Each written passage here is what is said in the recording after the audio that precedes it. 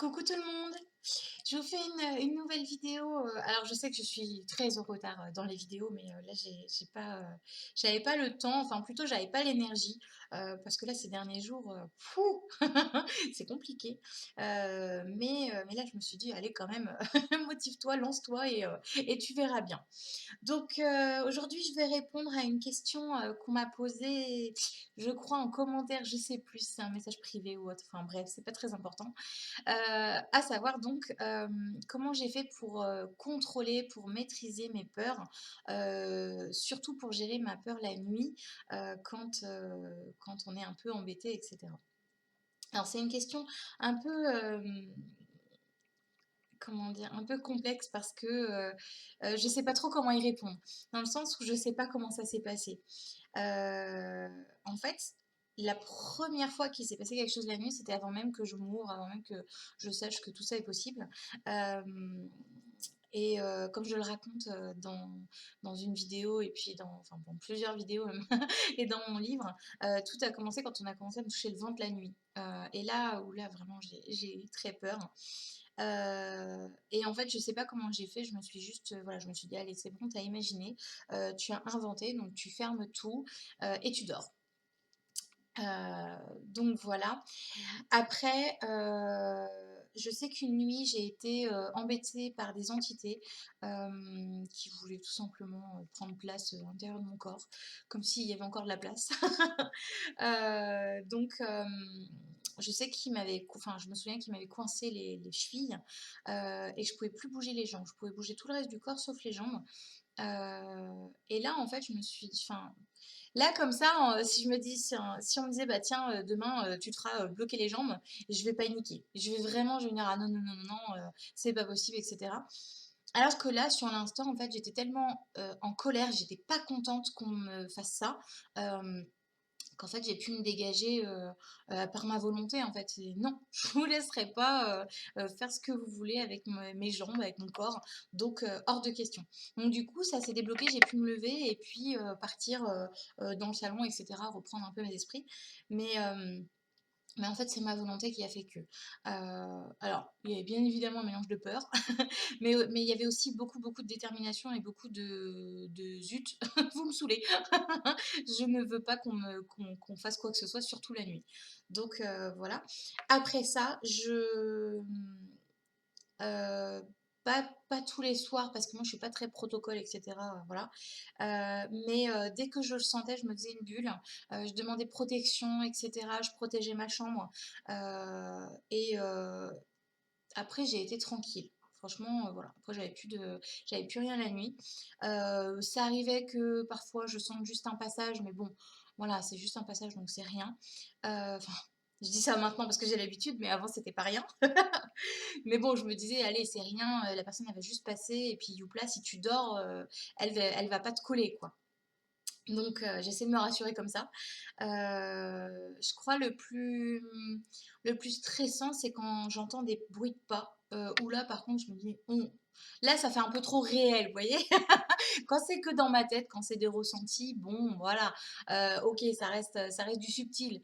Que là, quand on entend vraiment des pas, qu'on entend du bruit, souvent j'entends des toc-toc juste à côté de ma tête, dans le mur, ou dans mes meubles, dans ma chambre, ou quand vraiment je vois quelqu'un passer, là, ça me dérange un peu plus. Ça me dérange plus parce que là, c'est vraiment dans la matière et du coup, c'est plus difficile de se fermer, en fait. Quand on voit vraiment les choses ou qu'on entend vraiment les choses, c'est beaucoup plus difficile de passer à autre chose.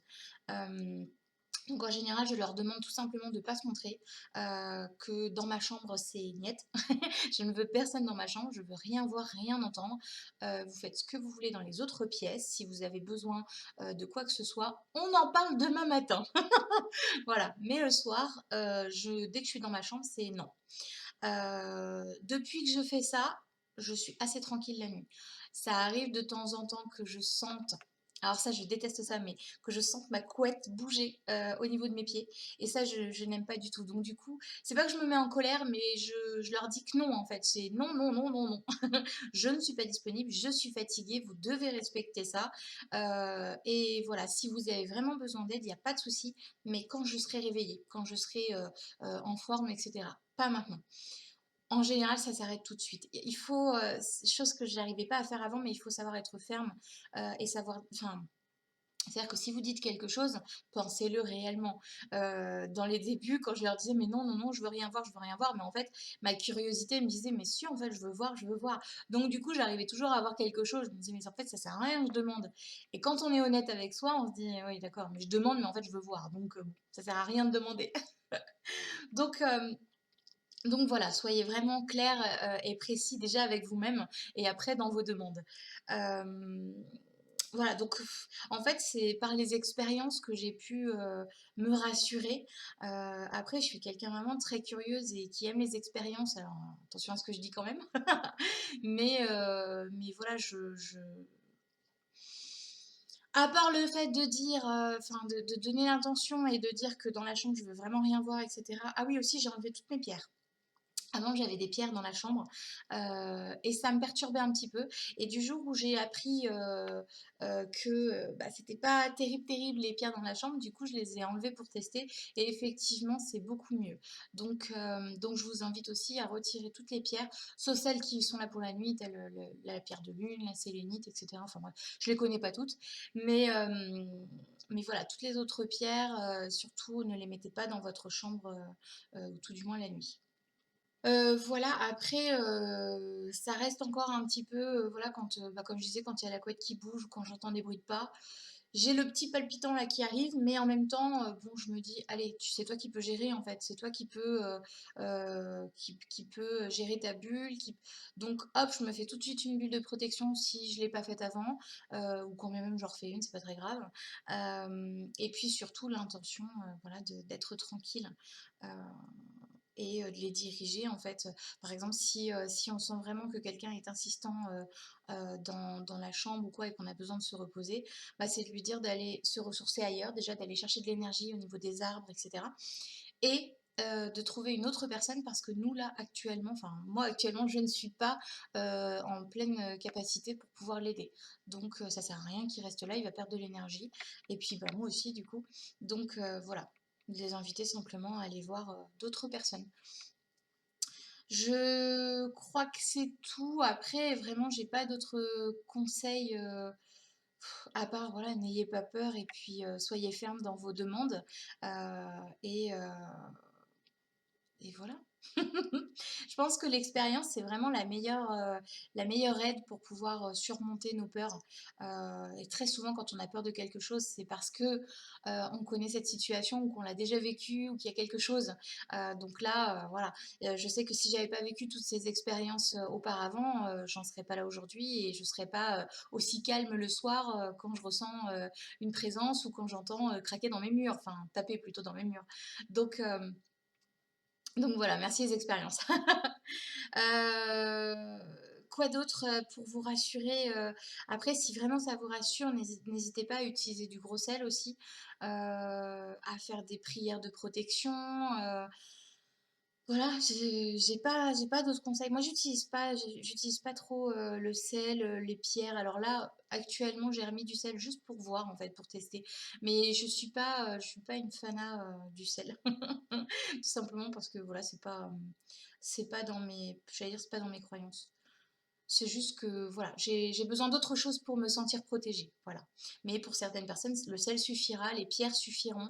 Voilà, alors peut-être pas à l'intérieur de la chambre, mais les mettre à l'extérieur et puis, bah, d'en faire une protection.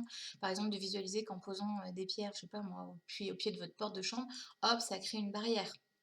La visualisation, ça aide beaucoup aussi.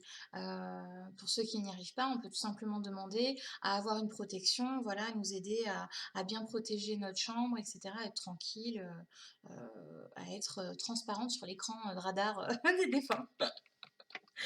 Voilà tout le monde.